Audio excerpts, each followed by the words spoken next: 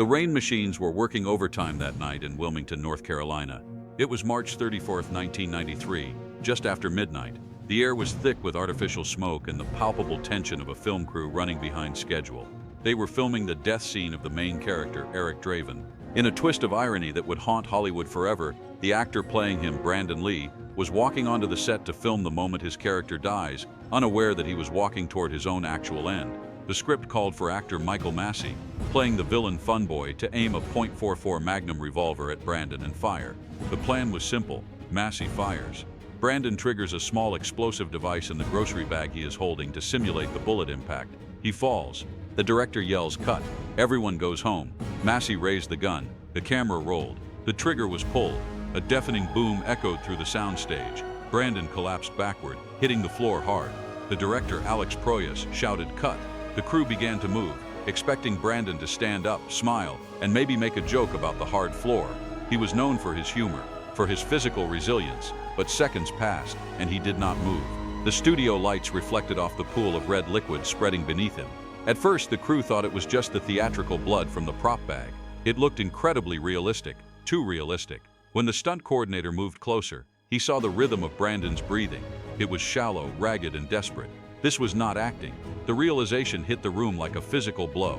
The gun that was supposed to fire a harmless blank had just projected a piece of metal with the force of a cannon into the abdomen of the 28-year-old star. To understand how a plastic bag of groceries turned into a crime scene, we have to look beyond that single night. We have to look at the shadow that had followed Brandon Lee since he was a child. The world knew him as the son of the dragon, the heir to Bruce Lee. When his father died in 1973 under mysterious circumstances, Brandon was only 8 years old. He stood by that casket in Hong Kong, surrounded by thousands of weeping fans, looking at the face of the strongest man in the world who had suddenly ceased to exist. Rumors of a curse on the Lee family name began that very day. People whispered that the demons Bruce fought on screen were real, and now they were waiting for his son. Brandon spent his entire life trying to outrun those whispers. He didn't want to be the second Bruce Lee. He wanted to be the first Brandon Lee. When he accepted the role in The Crow, it felt like destiny. The character was a rock musician who returns from the grave to avenge his murder and the murder of his fiancée. It was dark, poetic, and tragic. It was the perfect vehicle for Brandon to show his dramatic range, to break free from the martial arts stereotypes. But from the very first day of production, the set seemed to be fighting against them. It was as if the movie itself did not want to be made. On the first day of shooting, a carpenter suffered severe burns when a crane hit a live power line. Later, a disgruntled sculptor drove his car through the studio's plaster shop. A massive storm destroyed sets that had taken weeks to build. The crew started calling it the Curse of the Crow. They joked about it nervously during coffee breaks, but the laughter never reached their eyes. Brandon, however, was optimistic. He was in love. He was engaged to Eliza Hutton, and they were planning to get married in Mexico immediately after production wrapped. He had only 3 days left of filming. 3 days until he could leave the darkness of Eric Draven behind and start his life. He had already finished the most physically demanding scenes. He had run across rooftops in the rain, fought dozens of extras, and performed dangerous stunts. This scene, walking into an apartment and getting shot, was supposed to be easy. It was routine. But in the world of filmmaking, when you cut corners on safety, routine becomes Russian roulette. The gun used that night was a real Smith & Wesson Model 629.44 Magnum. In the cinema world, using real guns is common because they look authentic in close-ups. However, the protocols for handling them are sacred. There is a master of arms, a weapons specialist, whose only job is to ensure that the weapon is safe. They check the barrel, they check the cylinder, they check every single round. But on the set of The Crow, the budget was tight and time was money. The production team had made a series of decisions that stripped away these layers of safety. They sent the weapons specialist home early to save a few $100s. They left the guns in the hands of the prop department, people who were good at finding vintage chairs but were not trained in ballistics. This is where the story shifts from a tragic accident to something much more sinister. The negligence required for this tragedy to occur is so complex that it feels almost designed. Days before the fatal scene, the second unit team needed to film a close-up of the revolver being loaded. For a shot like that, you need dummy rounds. These are cartridges that look real. They have a bullet and a casing, but they have no gunpowder and no primer. They are inert. Usually you buy these from a supplier, but the prop master, pressed for time, decided to make his own. He took live bullets, pulled out the gunpowder, and put the bullet back in. It looked perfect for the camera, but he made a fatal mistake. He left the live primer in the base of the cartridge. When the actor pulled the trigger for the close-up shot, the primer fired. It wasn't loud, just a small pop, but it had enough force to push the bullet out of the casing and lodge it halfway down the barrel of the gun. No one noticed. No one checked the barrel. They just put the gun back in the box. That gun, with a bullet silently waiting in the dark of the barrel, sat there for 2 weeks. It was a time bomb waiting for its victim. On the night of March 31st, the scene called for a loud bang and a muzzle flash. For this, they used blanks. Blanks are cartridges with gunpowder that is highly explosive to create the flash and sound, but they have no bullet at the tip. They are capped with cardboard or wax. When the prop assistant, who was not a weapons expert, picked up that same T4 Magnum, he loaded it with blanks. He did not look down the barrel. If he had, he would have seen the shadow of the obstruction. He handed the gun to Michael Massee. He told him it was cold. He told him it was safe. When Massee pulled the trigger, the explosion of the blank did exactly what gunpowder is designed to do. It created a massive expansion of gas. That gas slammed into the bullet that was stuck in the barrel from 2 weeks prior. In a fraction of a second, the obstruction became a projectile. It exited the muzzle at a velocity almost equal to a live round. Brandon Lee was standing less than 15 feet away. He was holding a grocery bag, unprotected. The bullet tore through the bag, entered his abdomen, severed major arteries, and lodged in his spine. As Brandon lay on the floor, the crew began to clap. They were applauding the realism of his fall. They were cheering for a dying man. It took nearly a minute for the realization to set in. The groan that escaped Brandon's lips was not in the script. The blood pooling around him was not the corn syrup mixture they had prepared. Panic erupted. They called for a medic. They called for an ambulance. But as they cut away his shirt and saw the small, neat entry wound, the mystery deepened. There was no exit wound. The bullet was still inside him. At the hospital, surgeons fought for 6 hours to save him. They pumped gallons of blood into his system, but the damage was catastrophic. The Lee family curse had claimed another victim. But as the police arrived and quarantined the set, questions began to rise like the smoke from the gun. How could a professional film set make such a series of amateur mistakes? Why was the weapons expert sent home? Who made the decision to manufacture homemade dummy rounds? Was it really just negligence, or was the chaos of the set a perfect cover for something else? In the investigation that followed, the details that emerged would paint a picture of a production so reckless that it blurred the line between manslaughter and murder. The official report said accident, but for those who looked closer, the math didn't add up. The clock on the wall of the New Hanover Regional Medical Center ticked past 1 in the afternoon. Outside, the world was still turning, oblivious to the fact that a dynasty was ending. Inside the trauma unit, the flatline tone of the monitor cut through the chaos of the last 6 hours. It was March 31st, 1993, at 1:03 p.m. Brandon Lee was pronounced dead. He was 28 years old. Just 17 days later, he was supposed to be standing at an altar, watching Eliza Hutton walk towards him in a wedding dress. Instead, Eliza was rushing to the hospital, arriving too late to hear his voice one last time. The woman who was about to become his wife was now the chief mourner of his legacy. The wedding invitations, which were already sitting on mantels in homes across Hollywood, instantly transformed from symbols of joy into artifacts of a horrific tragedy. Back at the film studio, the atmosphere shifted from panic to a cold, hard reality. This was no longer a movie set. It was a crime scene. Yellow tape surrounded the soundstage where Eric Draven's apartment had been built. Detectives from the Wilmington Police Department moved in, confiscating the footage, the costumes, and most importantly, the weapon. They were looking for answers, but what they found was a labyrinth of incompetence so deep it looked like malice. The detective leading the investigation held the .44 Magnum in his gloved hands. It was a heavy, powerful piece of steel. To the untrained eye, it was just a prop. But the autopsy report would soon reveal a truth that defied all logic. The surgeon had extracted a .44 caliber bullet from Brandon's spine. It was pristine. It wasn't deformed. It looked exactly like a bullet that had been fired from a gun, yet the casing found on the set was a blank. This physical evidence created a paradox that baffled the public. How does a blank cartridge which has no bullet fire a bullet? The news spread across the globe instantly. Bruce Lee's son shot on set. The headlines screamed the impossible. For the generation that grew up worshiping Bruce Lee, this felt like a glitch in the Matrix, a sinister repetition of history. 20 years prior, Bruce had died just before the release of his biggest film, Enter the Dragon. Now Brandon had died just before completing The Crow. The similarities were not just eerie, they were mathematical. In Bruce Lee's final film, Game of Death, his character plays an actor who is shot on a film set when a gangster swaps a blank bullet for a real one. The script of the father had become the reality of the son. As the police interviewed the crew, the story of the dummy round began to unravel. The investigators learned about the decision to manufacture homemade dummy bullets 2 weeks prior. They learned that the prop master had pulled the bullets from live rounds, dumped the gunpowder, and put the bullets back in. But they had forgotten the primer, the small explosive cap at the base.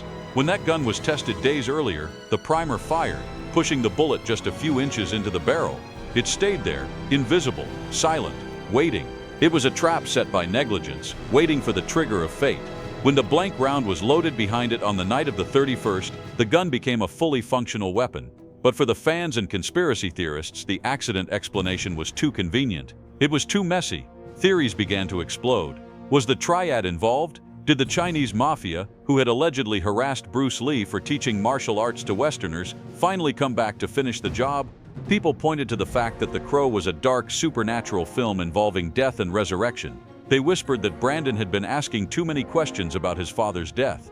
The official ruling was negligence, but the timing felt precise. An assassination disguised as an accident is the perfect crime. If you want to kill a man and get away with it, doing it on a chaotic film set where guns are fired daily is the ultimate camouflage. The investigation also turned its eyes to Michael Massee, the actor who pulled the trigger. He was not a killer, he was a character actor doing his job. He had asked the prop master if the gun was safe. He was told yes. He aimed where he was told to aim. When the news broke that he had killed Brandon, Massee collapsed. He retreated into a shell of guilt that would haunt him for the rest of his life. He took a year off from acting, unable to look at a camera, let alone a gun. He never watched The Crow. He couldn't. He lived with the weight of being the instrument of fate, the man who unwittingly completed the curse. Meanwhile, the studio faced a nightmare. They had a dead star, an unfinished movie, and a media firestorm. The footage of the shooting was seized by the police as evidence. Rumors swirled that the studio wanted to destroy it, while others claimed it was being sold on the black market for millions. The truth was locked away in an evidence locker. The decision-makers at the studio had a choice: shut down the production and collect the insurance, or finish the film. It seemed impossible. Brandon was in nearly every scene, but The Crow was not just an action movie anymore, it was a testament. The crew, grieving and traumatized, decided they had to finish it. They couldn't let Brandon's final performance disappear. They turned to digital technology that was in its infancy. They used stunt doubles and body doubles, grafting Brandon's face onto them in post-production. It was a ghostly process. Editors spent hours staring at the face of a dead man, manipulating his expressions, making him speak from beyond the grave. The line between the character Eric Draven, who returns from the dead, and Brandon Lee, who was being digitally resurrected, blurred completely. Every frame of the film became a tribute, a desperate attempt to keep him alive just a little longer. But as the film neared completion, the legal battles began. Eliza Hutton and Brandon's mother, Linda Lee Cadwell, filed a lawsuit against the studio for negligence. They didn't want money, they wanted accountability. They wanted the world to know that this wasn't just bad luck. It was a systemic failure. The settlement was reached out of court, the terms sealed, leaving the public with a sense of unresolved justice. The district attorney announced that no criminal charges would be filed against the production company. No one would go to jail. No one would wear handcuffs. A young man with the brightest future in Hollywood lay in a grave next to his father in Seattle, and the legal system called it an unfortunate series of errors. Yet the questions lingered. Why was the firearms consultant sent home? Why did the actor aim directly at Brandon instead of slightly to the side, as is standard safety protocol? Was it just fatigue, or was there a moment of unconscious direction? As the release date of The Crow approached in May 1994, the world prepared to watch a dead man walk. The marketing was dark and somber, but no one was prepared for the film itself. When the lights went down and Brandon Lee emerged from the shadows on screen, it didn't feel like a movie. It felt like a documentary of a soul trapped between worlds. And in the final scenes, when Eric Draven says, "It can't rain all the time," the audience wept, knowing that for Brandon the rain had stopped forever, but for those left behind, the storm of questions would never truly clear. When The Crow finally opened in theaters on May 13, 1994, it did not feel like a movie premiere. It felt like a public wake. The theaters were packed, stretching around city blocks, but the usual energy of popcorn and excitement was replaced by a heavy, reverent silence.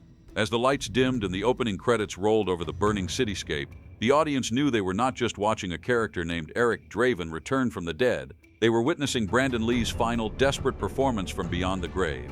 Every line of dialogue he spoke felt like a cryptic message from the other side. When his character whispered, "Suddenly I heard a tapping, as of someone gently rapping at my chamber door," it sent chills through the darkness. It wasn't acting anymore. It was a seance on a 30-foot screen. The film debuted at #1 at the box office, earning over $50 million domestically, a massive sum for a dark, R-rated independent film in the 90s.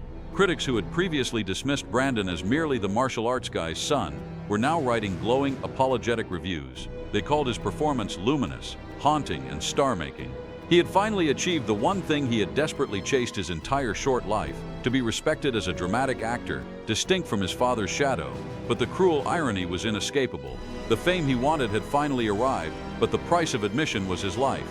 He had become the James Dean of the MTV generation, a martyr for the grunge era, frozen forever in black leather and white grease paint. But as the film's success grew, so did the darkness of the Lee family curse narrative. Fans and conspiracy theorists began to dissect the parallels between father and son with surgical precision, and what they found was terrifying. 20 years earlier, in Bruce Lee's unfinished film Game of Death, his character plays an actor who is shot on a film set when an assassin swaps a blank bullet for a real one. The scene was written as fiction for the father, but it became the literal bloody reality for the son. How does the universe write such a twisted script? The statistical probability of a father and son both dying young, on the verge of global superstardom, with the son's death mirroring the father's fictional plot, is infinitesimal. For many, this moved beyond the realm of coincidence and into the territory of a generational curse, or a very specific, very long-term vendetta. Amidst the box office numbers and the supernatural theories, the human wreckage was often overlooked. Eliza Hutton, the woman who was mere days away from saying "I do," vanished from the public eye. She did not give tearful interviews on talk shows. She did not write a tell-all book to cash in on the tragedy. She took her grief and locked it away, becoming the silent guardian of Brandon's memory. She had been the one to push for the film's completion, believing that Brandon would not have wanted his final work to be thrown in the trash. But the pain of seeing her fiancé rise from the dead on screen, proclaiming his love for a woman who was dead in the movie while she sat alive and alone in the theater, is a level of psychological torture few can imagine. The wedding dress she never wore remained a ghost of a future stolen by a piece of lead no bigger than a fingertip. The closure of the film did not bring closure to the questions. The police had officially ruled it an accident. The lawyers had settled the civil suits behind closed doors. The gun was reportedly destroyed, but the unease remained in the air like smoke. In Hollywood, accidents happen, but they rarely happen with such poetic, lethal precision. As we approach the final chapter of this tragedy, we are left with the most uncomfortable realization of all. The industry moved on. New safety laws were written, but the machinery of Hollywood didn't stop grinding. Brandon was replaced. The franchise continued with sequels that no one remembers, but the question lingers. Was Brandon Lee's death truly just a series of unfortunate amateur errors, or was he a sacrifice on the altar of the industry's negligence? The legacy he left behind is not just a movie, it is a warning that in the pursuit of the perfect shot, sometimes the camera captures a soul leaving the body. Lakeview Cemetery in Seattle sits high on a hill overlooking the gray waters of the Pacific Northwest. It is a quiet place, far removed from the screaming lights of Hollywood. There, two gravestones sit side by side. One is a massive reddish granite block for the father, Bruce Lee. Beside it is a smaller, simpler stone for the son, Brandon. Every day, tourists from around the world climb that hill. They leave flowers, coins, and handwritten notes. They come to pay respects to the dragon, but they stay to weep for the crow. For decades, the industry claimed that Brandon's death changed everything.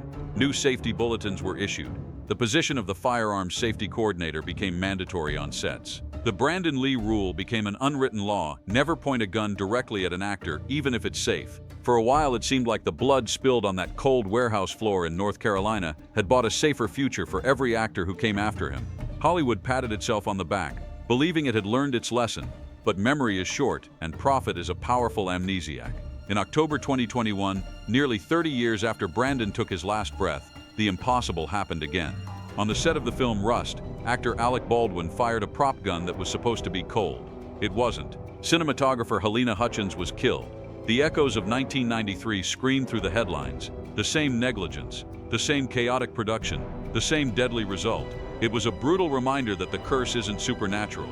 The curse is complacency. The curse is arrogance. The curse is valuing a cool shot over a human life. Brandon Lee's legacy, however, is not defined by the bullet that killed him. It is defined by the art he left behind. The Crow remains a cult masterpiece, not because of the tragedy, but because of the soul Brandon poured into it. He took a comic book character and turned him into a symbol of eternal grief and undying love. When we watch him play the guitar on the rooftop, screaming into the rainy night, we are seeing the raw, unfiltered talent of a man who was just beginning to find his voice. He was stepping out of the shadow of the dragon, only to be swallowed by the darkness of the Crow. The question, who loaded the gun, has a factual answer: a chain of negligent crew members. But the deeper answer is harder to swallow. The gun was loaded by a system that pushes people to the breaking point. It was loaded by a culture of faster, cheaper, better. Brandon Lee didn't die because of a demon or a triad hit. He died because in the make-believe world of movies, people forgot that the danger is real. As the credits roll on his life, we are left with the haunting words he quoted in his final interview, taken from the book The Sheltering Sky. Because we don't know when we will die, we get to think of life as an inexhaustible well. Yet everything happens only a certain number of times. How many more times will you watch the full moon rise? Perhaps 20, and yet it all seems limitless. Brandon Lee thought he had a limitless number of full moons left. He had one. If this story of Hollywood's darkest shadow moved you, and if you want to uncover the true stories behind the legends we thought we knew, make sure you are subscribed to this channel. We dig where others only scratch the surface. Until the next file is opened, remember, buildings burn, people die, but real legends are forever.